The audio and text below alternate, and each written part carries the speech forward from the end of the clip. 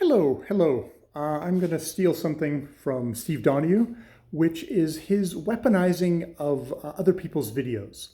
And the video in case here is Jim at Jim's Books, Reading and Stuff, who has actually done a series of versions of the Rights of Readers, which is Daniel Pennock, him who in his book Comme un roman, like a novel, outlined the 10 rights of the reader.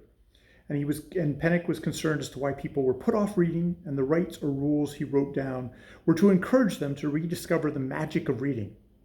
I really enjoyed this video. Jim did it with kind of a collab with his two grandchildren, which is super adorable and super funny. But I was struck by these 10 inalienable rights of readers, and how they were something that I thought would be actually something really fun and interesting to hear other booktubers reflect on. So I'm officially making this a tag, Jim. Well, if you actually said yay to this, because I'll probably show you this before I push it out there. But yes. The 10 inalienable rights of readers. So it's a 10 question tag. I don't know if it's a question or if it's a theme. So it's like the number one is the right not to read. And that is so many kids, when you go through the education system, which is where people mostly get, they get their education, they learn how to read. They're not allowed not to read. It is something that is a part of your schoolwork. It is one of your jobs. It becomes a chore. And you're not given a choice whether you should read or not. That's unfortunately is how a lot of people end up viewing reading as a chore, as something, it's a punishment. It's something they have to do. For myself, I was really lucky because I learned how to read before school. Before I ended up in the school system, sitting next to poor kids who were just like, I hate this. It's like I learned how to read at home. It was a fun thing I did by choice. And so I was given, by the nature of coming to reading early, I was lucky. I got that choice whether to read or not. And to understand that school reading, while even, it sucked. It could really suck. I knew it was a different kind of reading than real reading, which is the stuff I did at home for fun. So yeah, that's the right not to read. So number two is the right to skip, which is the right to, when you're reading a book, if you get to something that you just really don't enjoy, that is boring or isn't relevant to you, to be able to skip over it. And this is when we get into the ones where it's like, I'm curious to know if there's booktubers who find people who, people just like, are there ones that you go, oh, I don't like that. Like, for myself, skipping something in a book seems wrong. If I start skipping something in a book, that means the book has lost me. Like, it's supposed to be, maybe it's because I'm mostly a fiction reader. It's like, no, I need to read the whole thing. If I skipped over a chapter of a novel, if I skipped over the so-called boring parts of Moby Dick, which actually I love all the stuff about the whaling industry and the history of whales and all that kind of obsessive stuff. I feel like it's the obsessiveness of the thing is the whole point of Moby Dick. If it's summed up in these so-called boring chapters. If I skipped over that, I would be missing the novel. This is a unified whole, and it's sacrilege.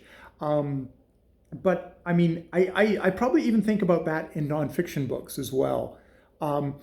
There's very much a thing of like, I feel like an author has constructed a book to be a cohesive whole, and that even in a nonfiction book, if I skip over a chapter, I'm somehow not respecting the author. I'm not giving the book its proper due. That said, I'm not some busy history or graduate student who is just like, I need to get the relevant chapter and be damned with the rest. But it's like, I still feel like you might be missing out. You might be missing the context of the chapter before and the chapter after if you only go in for this one chapter. It's like a book is a whole, and so the whole thing of the right to skip is something that actually disturbs me, which is like probably is a part of why I'm interested in this, interested in hearing what other people have to say about stuff like that. Number 3, the right not to finish a book, to DNF it, to do not finish it. Earlier in my reading life, I was definitely I have to finish everything, and I would just grind my way through. I mean, I was such a reader that it wasn't like, oh, I couldn't finish this book, so I stopped reading altogether. I never came back to books, but I would grind through books. Months and months of reading a book would go by. Thankfully, I have more embraced the idea of I'm allowed to not finish a book. It's not something that I can take lightly, and I have to probably give the book way more of a chance than it probably actually deserves for me. In that scenario, it's just like it wasn't for me. And this isn't books that I hate read. Books I hate read are easy to read all the way through. You're driven by your hatred. But books that just like, oh, this is just, it's chapter after chapter, and I'm just not engaging.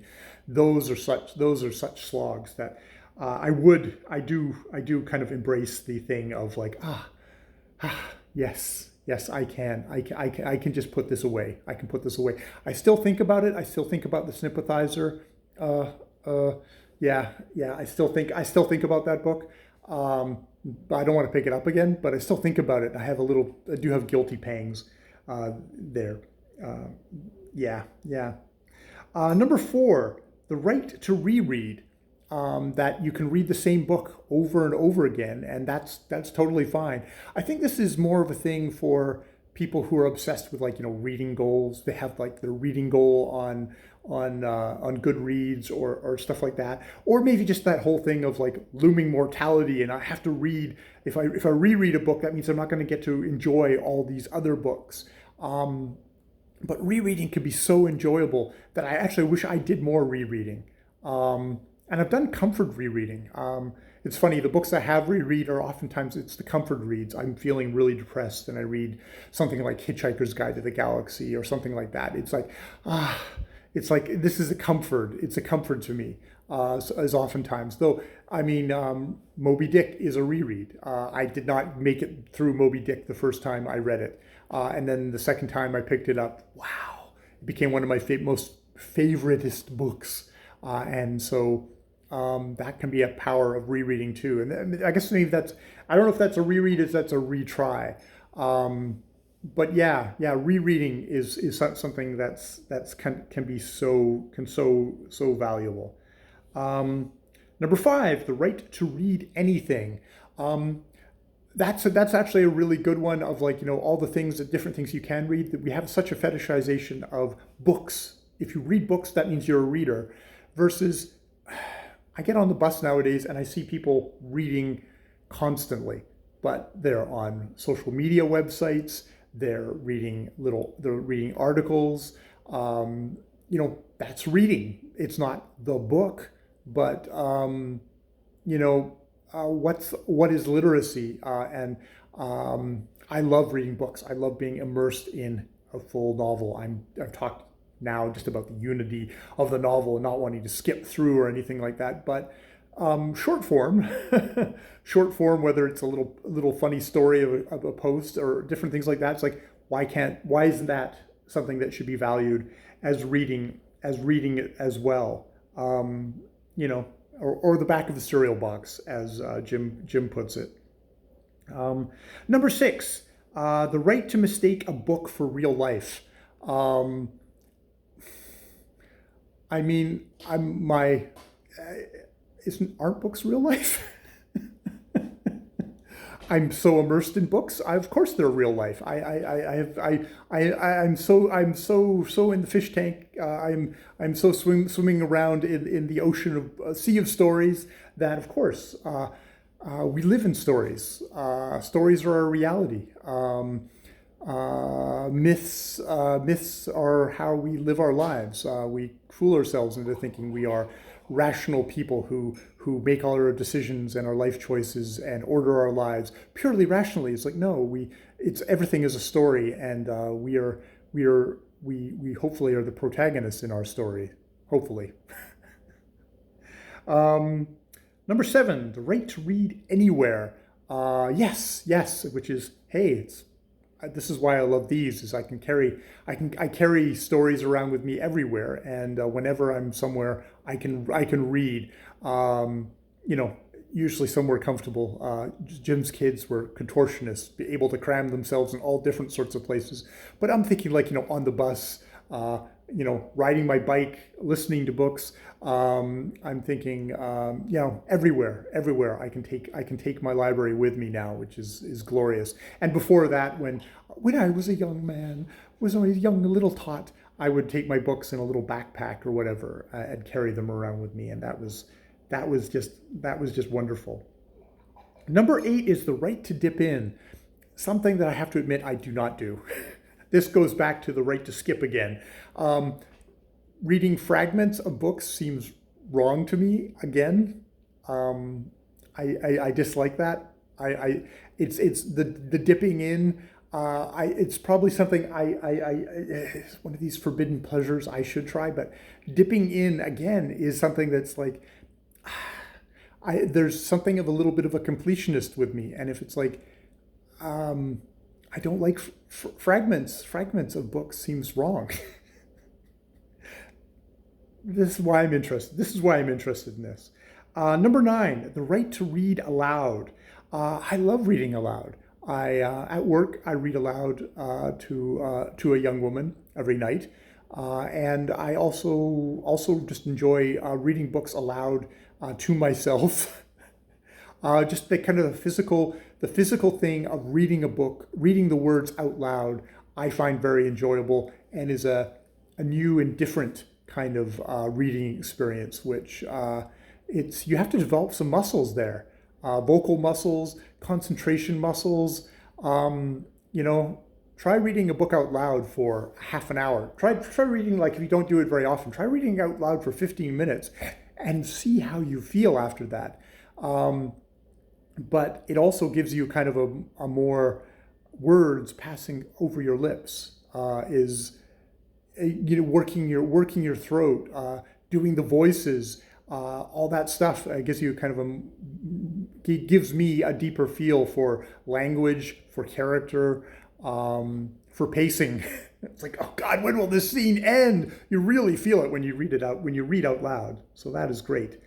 And number 10 is the right to be silent, which this isn't silent reading per se, as it's more, you read something and you don't have to talk about it. You don't have to explain it, which, as Jim says, well, that would make for much of a BookTube channel if I was silent all the time.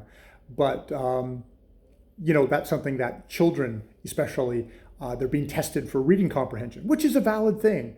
But then it becomes that whole thing of, when people are reading, they're reading for comprehension. They're reading because they know they're going to have to give a book report to the teacher, that they're going to be tested, and yet again, reading becomes less of a pleasure, less of a I'm enjoying thing, and more of a I get that feeling I'm going to be tested on this. There will be a test at the end, which is like, that is awful.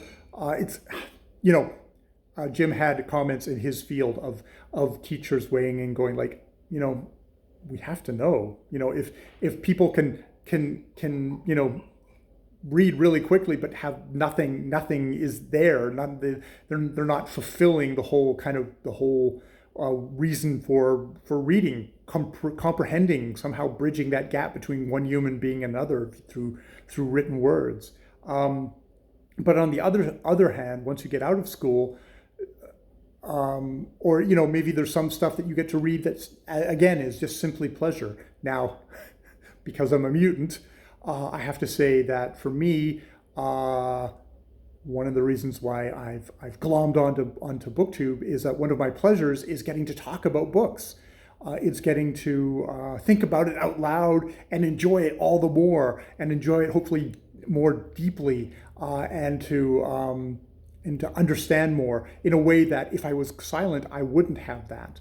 But I heartily endorse the idea that sometimes being silent and just having it, being a private reader and just holding it in for yourself is lovely, and should always be an option. Should always be an option. All right, so that is the 10 rights of the reader. And I tagged everyone because I'm lame. Just, yeah, I would be really interested to hear how people react to the rights of the reader. What rights do you totally agree with? What rights do you have quibbles with? What ones skipping a book is wrong? Skipping in a book is wrong? What does it spark in you, I guess, is my whole thing. Definitely, obviously, number one, go check out Jim actually talk about these rights.